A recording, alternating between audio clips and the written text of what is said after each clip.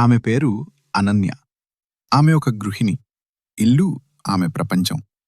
కాని ఆమె ఆలోచనలు గోడల కంటే విశాలమైనవి. తక్కువ మాట్లాడుతుంది, ఎక్కువ సహిస్తుంది. కాని ప్రతి విషయం అర్థం చేసుకునే తెలివి ఆమెకు ఉంది.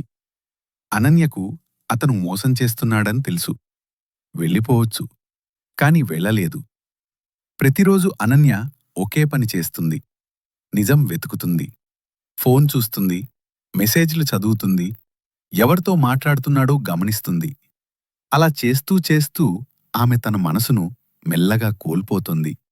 ఆందోళన పెరుగుతోంది. చిన్నమ్మా, నువ్విక్కడ కూర్చున్నావు, కాని నీ మనసు చాలా దూరంలో ఉంది కదా. తాతయ్య, మీకెలా తెలిసింది? మనసు బాధపడితే కళ్ళు మాట్లాడతాయమ్మా. మాటలవసరం ఉండవు. నేను వెళ్ళిపోలేనమ్మమ్మా. పిల్లలు లేరుగాని భయం ఉంది.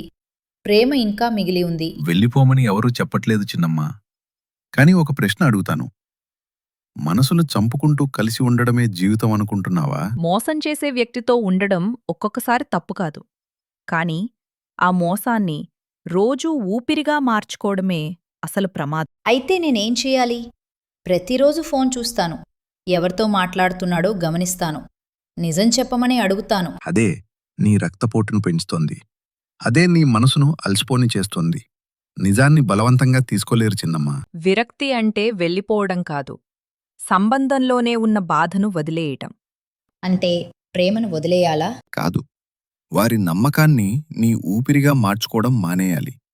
వారి అబద్ధాలకు నీ ఆరోగ్యాన్ని బలివ్వకూడదు. ప్రతి అబద్ధం పట్టుకున్నప్పుడు వాదించకు.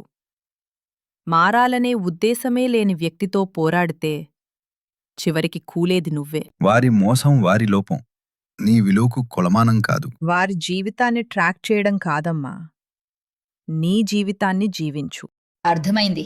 నేనుండొచ్చు, కాని నన్ను నాశనం చేసుకోను. అదే మితమైన తెలివి. అంచనాలెక్కువైతే నిరాశ శాశ్వతమవుతుంది.